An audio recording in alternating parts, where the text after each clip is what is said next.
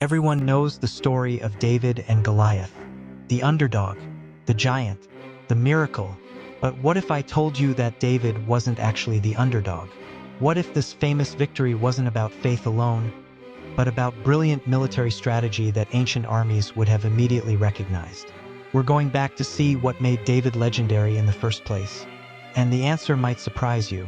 The story is in 1 Samuel chapter 17, but here's what most people miss. This wasn't a random act of faith. David was employing sophisticated ancient Near Eastern combat tactics that gave him a calculated advantage.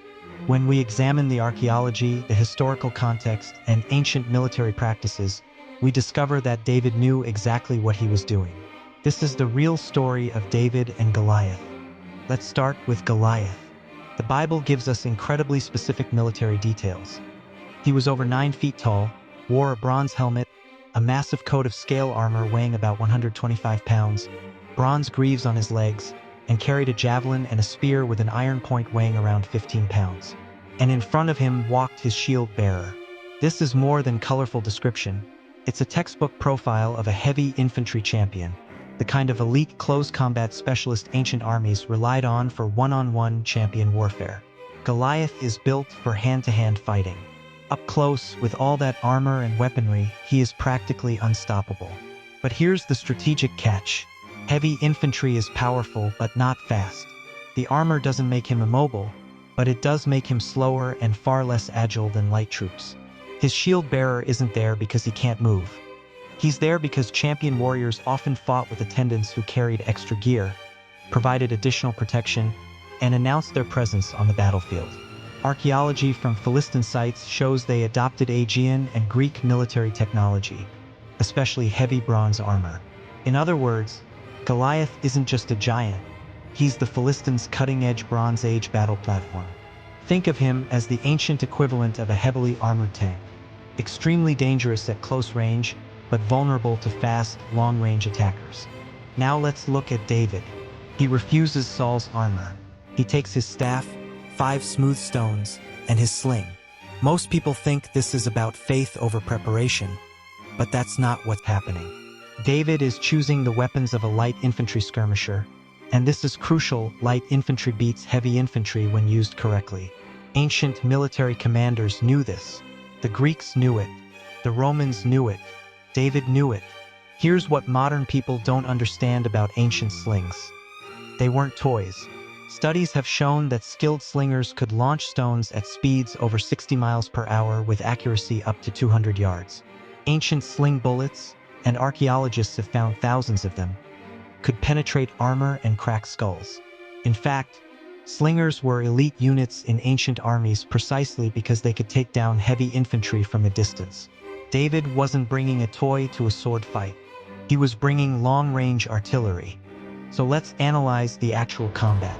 Goliath challenges Israel to single combat, standard practice in ancient warfare to avoid full-scale battle. He expects another heavy infantry soldier. He gets David. Goliath moves forward. He's slow because of his armor. David runs toward him, not away, toward him, closing the distance to optimal sling range while staying outside Goliath's reach. Before Goliath can even engage, David releases. The stone hits Goliath in the forehead, the one unprotected part of his face, and he goes down.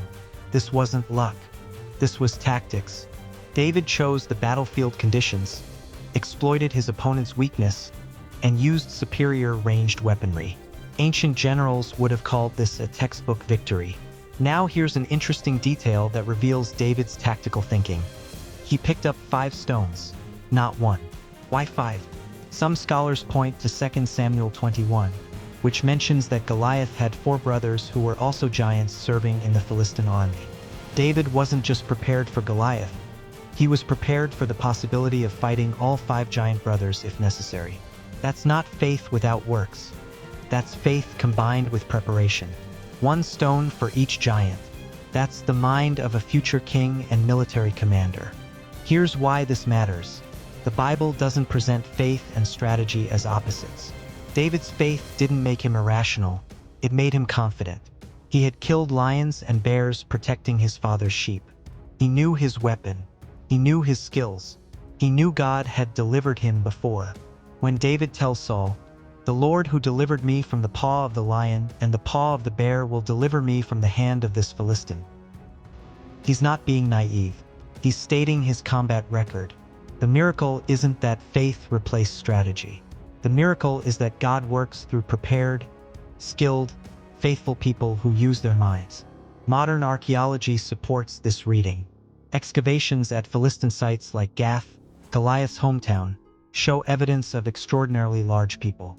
Bone fragments suggest some inhabitants suffered from gigantism.